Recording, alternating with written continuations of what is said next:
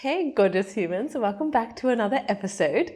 This one I'm super excited to dive into. Again, it's another one prompted by a really long, beautiful voice note that one of you sent related to another past episode. And I love responding to you guys like this. I think it's such a nice back and forward conversation. So please always tell me what you think of the episodes. Tell me what comes to mind. This one in particular was referring to the stages of metamorphosis and all of the things that I described going through that. You can go and listen to that episode if you haven't yet. And she said, she was just reflecting on her own journey and saying how the most interesting thing that stood out to her was just how lonely parts of that journey were. And in particular, the cocoon phase and the dissolution phase. And she said, looking back now, and she has made a truly remarkable transformation. She said it was just so lonely a lot of that time. And this is a beautiful past client of mine and also a friend of mine, and we were working together at this time, and we were obviously having a lot of back and forward, and she was really actively shifting, changing a lot of things in her life, changing the way that she was eating, she was changing the way that she was moving. She was really working hard to change her mindset specifically and her attitude to specific things in life, making some also huge life changes at this moment, like leaving a relationship that was really just completely draining her, which then meant moving countries back to another place, which sometimes can feel like going backwards. You think you're making progress in a certain direction. You realize actually this is not contributing to my growth in the way that I wanted or in the way that I want to grow. And sometimes when you don't have the right kind of people in your life or the right kind of support and friends and family and people that want the best for you genuinely, it can feel like going backwards. So she was in this phase of going through a lot of these different things in these stages of metamorphosis. And she said, honestly, one of the biggest things that stood out to me was just this feeling of loneliness. And I've been reflecting on that a lot because I also feel this so much in my own journey as well. And I see this constantly in my friends and people around me and in my own life personally and with clients, of course, as well. And it's this thing of people are so quick to give us their opinions on what we're doing. Not even what they're doing, what we're doing. And to give just criticisms or make snide remarks or make interesting judgmental comments, any of these kind of things, all along the way. And this is an interesting thing I think that people do because genuinely it comes from a place normally of them being upset or sad or embarrassed or frustrated with themselves that they're not actually doing that thing, which maybe it's something that they want to do or they have a desire to do, but they don't seem to be able to do it for whatever reason. And then when they see other people doing that thing that they wish that they were doing, it's much easier to criticize that person and put them down and to make a snide remark about them than it is to actually confront within yourself that you wish you were doing that thing, but it would actually cost you something. It would cost you some hard work and effort probably. It would cost you making changes in your life. It would cost you doing things differently. It would cost you starting things that are difficult to start. It would probably involve you stopping things that are difficult to stop. All of those things are difficult. So instead of having to confront all of those things about yourself, it's easier to just look at the other person and just, write them off what they're doing. And I remember just this so vividly when it was during COVID. I had also just had this huge, massive things going on in my life. Also the end of a really long relationship that I thought would be a forever relationship, which then meant leaving my dog in Spain, all of my friends, moving back to Australia completely unexpectedly. It was completely out of the blue. Not wanting to move back to Australia, not really wanting to move back to Melbourne, but doing it anyway, and then getting stuck there during COVID. All of these whole different things. Deciding that maybe I was just going to go and live a normal life, work in an office and just do a normal job and pay rent and live in a suburb and do all of those things. And I genuinely just, everyone else around me was doing it, all my friends were doing it, everybody else was doing it. So I thought, maybe I am the one that's wrong, maybe this isn't the right way to do things. Maybe I'll just try this other way and see. Which I learned a lot. I'll say that for sure.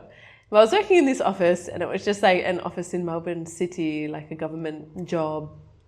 And I was really wanting to change some things. I obviously went through this whole phase of like just being completely overwhelmed with everything. And often when I would be very overwhelmed like that, I would turn to eating and like be eating a lot to like soothe myself, eating a lot of like sweets and pastries and really binge eating a lot, like to try and numb myself or to try and soothe myself. And I went through this a lot in this office because the work was also very challenging. It was like very challenging mentally, the work. So I was just coping how I could, you know, as we do. And I remember just like getting into this mood of like, no, this isn't it. Like, this is not what I'm going to be doing. I can't do this. So I decided I was going to change things. This happened slowly. And then I was like listening to a lot of different podcasts and different podcasts about food. I was really educating myself a lot about like blood sugar and insulin levels and fasting. And I was listening to a lot of like neuroplasticity, neuroscience podcasts. I was also listening to a lot of different ones about just habit change, mindset change, changing your mind, things about meditation, a lot of these different things. I was like listening and reading a lot of these, all of my spare time. And so I decided I was going to change what I was eating. So I started packing my own lunch. I would like roast all of these potatoes in the oven at home. And then I would make like a big salad on the side and like have some extra roast veggies. And I would have like a baked potato with some cheese and a big salad on the side. And I would just bring that for my lunch every day. And literally like everyone else in the office had something to say about that. And people would come through the lunchroom and just be like, oh, on a diet, are we? Like, oh, just eating rabbit food. Like, oh, that doesn't look very appetizing. You'll be hungry again in 2 minutes.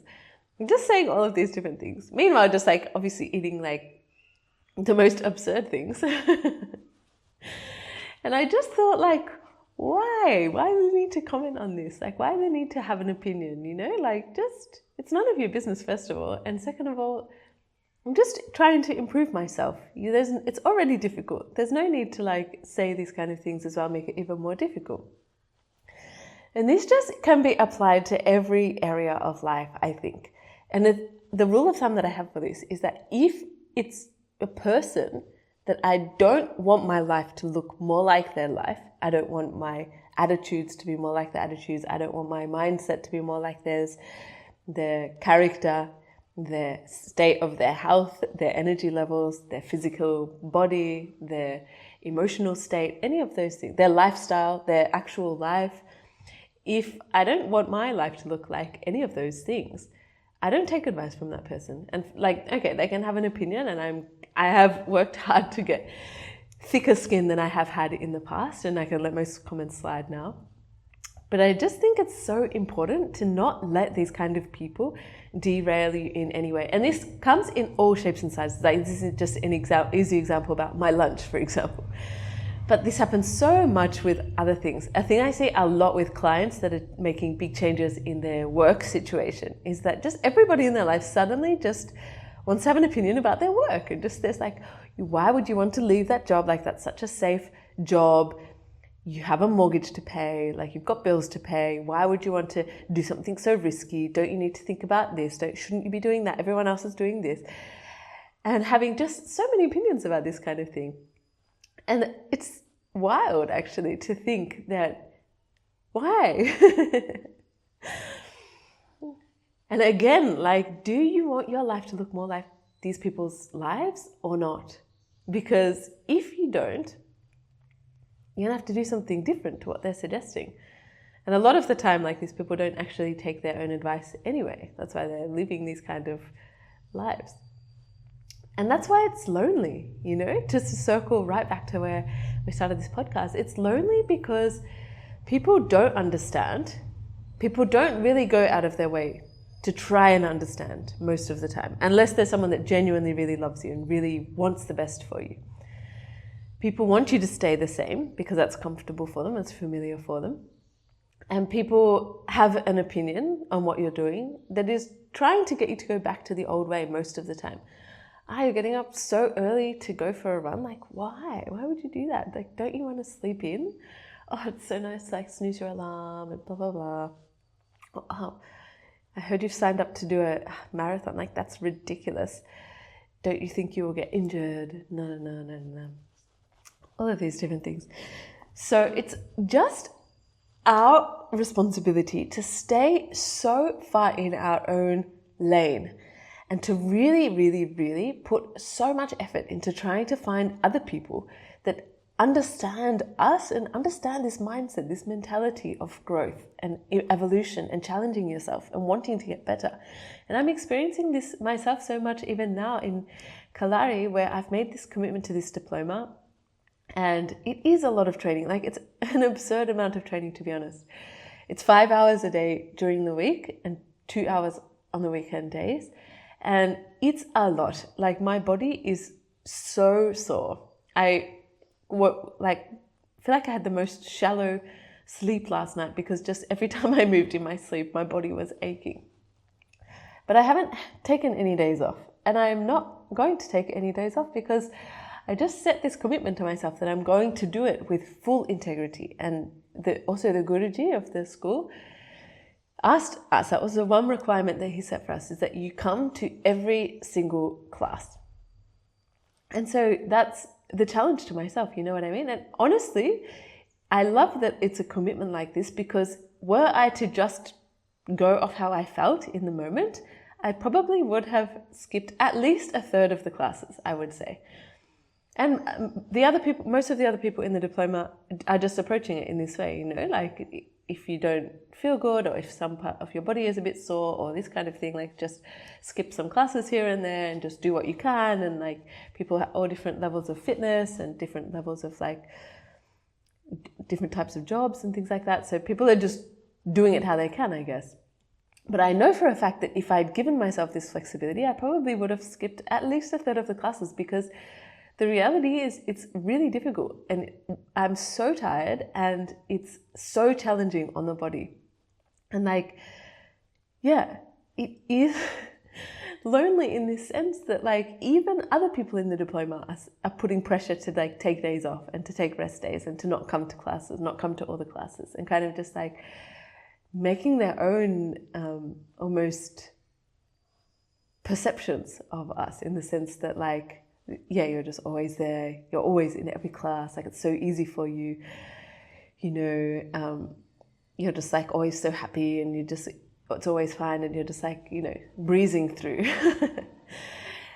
And I just said like, no, I just have a good poker face. Like I'm struggling in all of the classes. Like I'm also suffering. It's hard. I'm finding it so hard. And yeah, and like, I'm not going to like moan and groan about it in the class, because I don't see the point of that, you know what I mean? But I'm going to like be in the class. I'm in the class. I'm there. I'm just going to like do the best that I can in the class. At the moment, I've got like an injured knee and an injured elbow. So I'm taking it slightly easier in some of the movements to not make the injuries worse.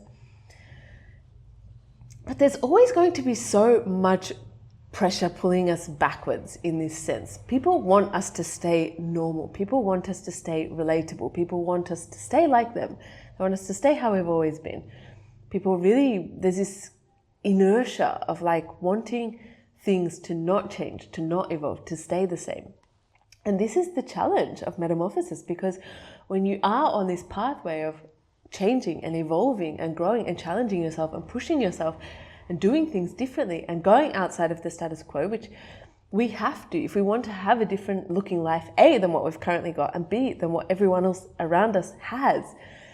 There is not a single loophole out of the fact that we're going to have to do different things differently than how we've always done them, and we're going to have to do things differently than how everyone else is doing them. It's just a fact. So what does that mean? It means you're going to be different. You're going to be different than everybody else. You're going to be different than your past self. You're going to be different than most of the people around you. Most of the people around you are going to find that challenging. This is the pickle that we find ourselves in with this kind of change. So really, it's so important, so important to have people around us and just be constantly saturating ourselves with the opposite momentum, because there's already so much pulling us back this way. Our old habits, our old environments, people in our life, our old mindsets, our old belief systems, all of these things are creating a pull back into the old way. If we're not constantly paying attention and constantly applying at least equal and opposite force in the other direction, hopefully more. And this is in the sense of like the books that you're reading, the podcasts you're listening to, the types of content that you're consuming, the people that you surround yourself with, having support in your life, mentors, coaches, a therapist, people that you can rely on to help you, people that you can call on in a weak moment where you feel like you're just getting completely overwhelmed and getting pulled back into these like panic mindsets that people have. This whole thing needs to be stronger than this whole old thing, because they're both going to be pulling, and you want to be pulled forward. You want to be pulled into the next evolution of you, the next version of you, the better, more up-leveled version of you. So the loneliness thing that we feel when we feel ostracized by other people often taps into a really old wound from our childhood that most of us have, where we were treated differently than other people, maybe for whatever reason. You know what I mean? Like, people were bullied in school. People were the bully in school because they were terrified as well, and they were lashing out in a different way. Like, people had challenges. We all had challenges in our childhood. We all had challenges with our family. We all had challenges at school. We all had, it looks like something different for everybody, you know? Like, my story is different to your story, maybe different to his story, her story, that story. But the fact of life is that we come here to have this human experience, and inevitably there are trials that we go through, and it doesn't matter really what they are. We all have them. They're all different. So we all end up being very different people. They all help us to develop different types of skills so that we can become very individualized, very, sensitive people to specific things, because the world doesn't want us to all be homogenous. The world doesn't need us to all be exactly the same and versions of this exact same person. So we each all have different catalysts for growth in our childhood, in our adulthood. If we don't have them in our childhood, we will probably have them in our adulthood. I remember having an interesting conversation with a girl that I met in Indonesia, and she was like, we were just comparing different things, and she's like, yeah, my childhood was like such a breeze, like just no dramas whatsoever. Like, I was so raised perfectly in a perfect family. I went to school. I was like a popular kid at school. It was easy, like just like had the most charmed, delightful upbringing. And then she was like, and then I became an adult, and just suddenly everything completely fell apart. And it's almost like we can't escape these things, you know? We came here to learn, and just like diamonds are formed under pressure, so humans are also formed under pressure, and it's going to look differently for all of us. So the fact is not to like get too bogged down in like what that actual thing was. Obviously, we want to have awareness of it. We want to be able to work with it. We want to know what our sensitivities are so that we can use them intentionally, because they really are our gifts. They really are the things that make us extraordinary and unique and very, very, very like with a lot of sensitivity and depth in a specific area of our life. And we want to use them like that. We don't want to treat them as like these festering wounds that are going to haunt us for our entire lives. We want to treat them like diamonds that were formed under pressure, that are something extremely, extremely precious. And so this loneliness feeling that we have is often kind of tapping back into that old sense of like feeling ostracized, desperately wanting to fit in. Like, it's something very, very primitive and tribal about human beings, because it goes back to our like very, very, very primitive past, where if we were cast out from the tribe, we wouldn't survive, because we were pack creatures. We were pack, like in a network where everybody was supporting each other and we were all contributing, and the whole ecosystem was working together, and you didn't want to be thrown out of the tribe, because to survive was to be a part of the tribe. To be by yourself was to live a very, very dangerous, extremely difficult life. So there's all of these alarm bells that go off in our system when we suddenly become different to all of the people around us and the environments around us and our old self as well. There's all of these alerts that go off, just being like, uh-oh, like, you know, people are being critical, like people are looking at you funny, like people are making funny remarks, like it doesn't feel very good, like we're feeling a bit uncomfortable, I'm not sure if this is actually a good idea or not, like I don't know if we should just like go back to the old way. And that is, again, like another part of this thing of like the thing pulling us backwards, this magnetism pulling us backwards, because the old life is there just waiting to go back to you. Do you know what I mean? And you can always go back to it, and just, you will be there 20 years from now, 30 years from now, 100 years from now. You know what I mean? And it's the thing that keeps us circling this threshold stage, I think, because we go a little bit out of our comfort zone. We change a little bit. We really put a lot of effort, and there's this like almost beginner's luck kind of thing where we feel so motivated for a few days maybe, or a week maybe, or something like this. And we're full of like just excitement and enthusiasm, and it's novelty, and we're on this new path. And then things get hard, things get difficult. We start to run out of momentum a little bit. People start to make these kind of comments. We feel judged. We feel ostracized. And then our old habits are just there waiting for us to slide backwards. Everything is just waiting for us there to like slide back down the slide and just welcome back to your old life again. Here you go. Here's all your old problems, and here's all your old hats that you used to wear. Just go back to playing that role and don't think too much about it. Just make yourself as numb as you possibly can so that you don't ever have to question what you're doing and what you actually want, what you actually could be doing in your life. This is exactly what we don't want to happen. And this is the reason why I think it's so important to have a roadmap for these kind of things. The roadmap of metamorphosis makes a lot of sense, and it's so comforting in a lot of ways, because it just means that there is a pathway, and if you stick to the path, you will get to where you want to go. And of course, it's like any pathway. It's like if you've ever done a trek somewhere or a really long hike somewhere, there are a lot of stages in the journey, and everybody starts off with so much morale, like, it's like we're all together, we're going on an adventure, like, woohoo. And then like maybe that lasts for an hour or two, and then then people start to get tired and hungry, and maybe it rains, and maybe your shoes get wet, and maybe your legs start hurting, and all of these different things happen. Maybe you take a wrong turn, and then you go 1 hour off path, and then you have to come back, and you don't know the way. The middle stages of the hike are inevitably very challenging. I've done a lot of different hikes in a lot of different places in the world. I think the most challenging one was one of the most challenging ones was in Guatemala, and it was like an overnight, climbing through the night hike up Acatenango, which is a volcano in Guatemala, to see the sunrise. And it was so difficult, so difficult. So the middle stages are hard, it's uncomfortable. It's not necessarily very fun, but it is just, you want to get to there, so you're going to have to do here.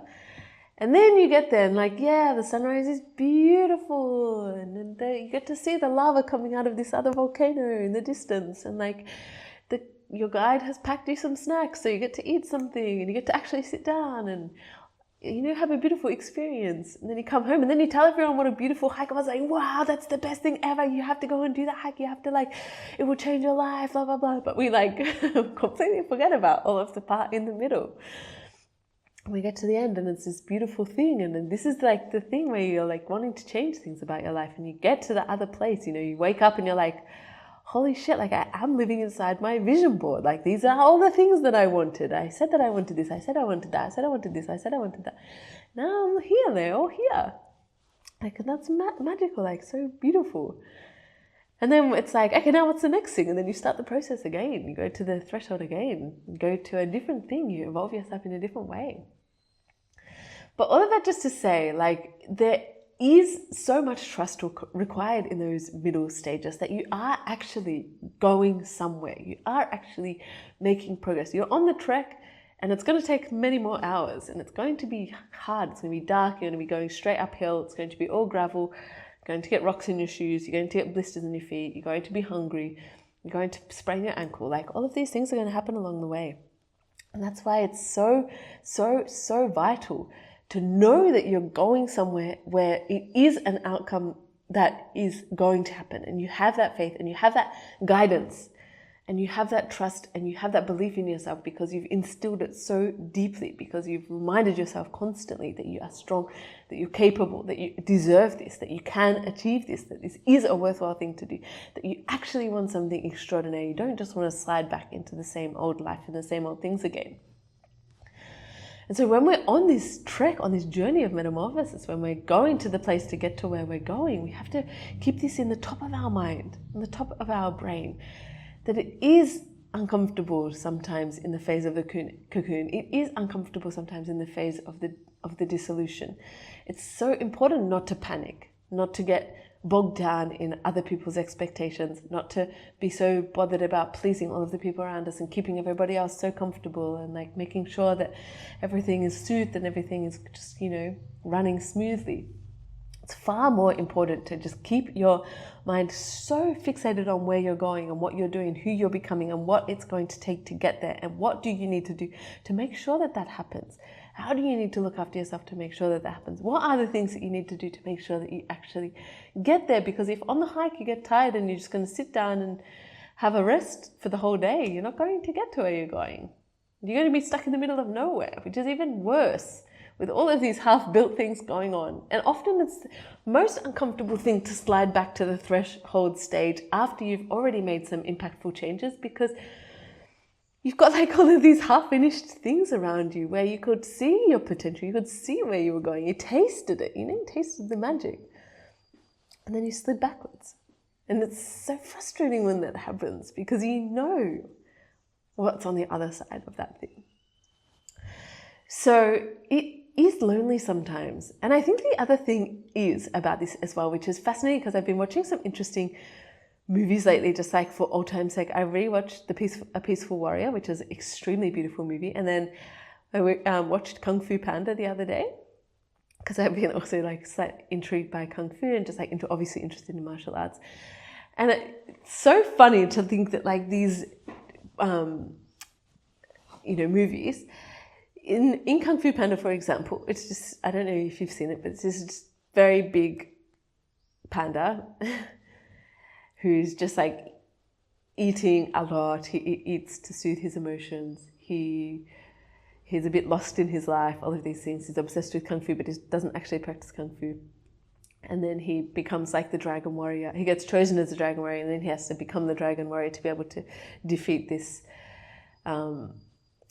villain that's coming back. That's like the most powerful villain in all of history. And then he eventually the master agrees to train him, and they go to this mountainside, and the training montage is like 10 seconds. And then he comes back from the mountain and he's like done his training, and then he like defeats this villain. And like, I get that it's like a child's movie and all of that kind of thing, but I was just like, really? Like, this is so unconvincing. And like, as somebody that's just going through the hard yards of showing up to practice every single day and just suffering and struggling every day for hours and hours and hours, day after day after day, I was like, that is so unrealistic. Like, what do you mean you just went to the mountaintop for 10 seconds? Like, I didn't know how long they spent on the mountaintop training, but it seemed extremely short. And I just thought, this is so misleading to people to think that like, I was just going to he's a Dragon Warrior, and I was just going to go and like do some training for dumplings. The master was like feeding him, using dumplings to train him. And then he came back and defeated the warrior. And I just think like it's such a disservice to us. And the Peaceful Warrior as well is extremely beautiful, and it shows a lot more, I think, the training process, but also still kind of like glamorizes it a little bit. And like, I get that we're watching the movie to be entertained and all of these things, but like, then we get into our real lives and we go and we want to actually make meaningful change. And it doesn't happen in 10 seconds overnight on the mountaintop while we're eating dumplings. And it doesn't look glamorous. It doesn't feel good. It doesn't feel like rainbows and sparkles. It feels lonely. It feels hard. It feels like so much pain in your body. It feels like everything's falling apart. It feels like your entire life is falling apart. It feels like you have no idea what you're doing. It feels like you're just completely winging it, and it's terrifying, and everybody around you doesn't understand you. And everybody's saying, what on earth are you doing? And you're saying to yourself, what on earth are you doing? And the whole thing is just filled with so much doubt and just confusion a lot of the time. Because you want an unconventional life. You want an exceptional life. And there's not necessarily a roadmap to that thing, because it's probably going to have to require you doing it in your own way, in accordance with your own gifts, which is why it's so delightful to work with things like your gene keys and your human design and a mentor or a coach that actually understands these things and can walk you through it in your own way, not to somebody else's framework or somebody else's blueprint, but yours, because it's going to be your way, because it's going to be your life, because you came here to have a unique life, not one the same as everybody else. And these kind of movies that gloss over these things do just like the most immense disservice to us, I think, because we expect it to look beautiful and glamorous and feel nice and like, oh yeah, this transformation is going to be magical and beautiful. I'm just going to like go to sleep one day and then I'm going to be the butterfly the next day. Like, no, the caterpillar has to dissolve like into a puddle, into nothingness, and then rebuild itself. I don't know if that's a comfortable thing for a caterpillar to do. I don't think it is. And I know that in my own metamorphosis, like my own journey of Kalari looks like pain. It looks like just, honestly, it looks like coming to the afternoon and going to training and just being like, oh my God, like, how am I going to get through this class? And like putting Tiger Balm everywhere. I need to be sponsored by Tiger Balm. Wrapping up my knee, making my drink bottle, like just being, literally just saying to myself, like, just go. You're just going, you're going anyway, so you may as well just not even think about it. And you just put your Tiger Balm and put your oil and just get on with it. Go to class, it's going to hurt. It's going to be hard. You're probably going to forget things. You're going to hit yourself with the stick again. But I really trust the process. I trust that I'm going somewhere. I trust that I'm creating something in myself. And if I'm really observant in myself, I can see a lot of things changing. But nobody understands it. Everybody thinks, just have a day off. Why are you waking up at 4? Like, just wake up at 5:30 and just go straight there. Why are you doing this thing to yourself? Why are you doing that? Take it easy. No, I don't want to take it easy. I don't want to take a day off. I'm really committed to the journey. All of this just to say, trust the process. You are going somewhere. It's okay if it's lonely. It's more than okay if it's extremely difficult. It won't be difficult forever. It's just a phase of the journey. It's the middle part of the hike. You are going to get to the top of the volcano and it's going to be spectacular. You have to trust this phase. You will get there. Do not listen to anybody that has advice to say, that doesn't take their own advice and doesn't have an extraordinary life. You've got this. You've got your own blueprint. You came here to be somebody really extraordinary, to do things your own way, to uncover miraculous things about life that nobody else has uncovered yet because they aren't you. Don't get led astray. Stick to the path. And honestly, if you need help with this is my area of expertise. This is the thing I am the most passionate about. This is my life's work with myself. It's my life work with all of my clients, with all of my friends, with all of my family. Like I do it relentlessly because I love it so much. If you need help and you want guidance and support in your metamorphosis, this is honestly my greatest passion. Send me a message, you know where to find me.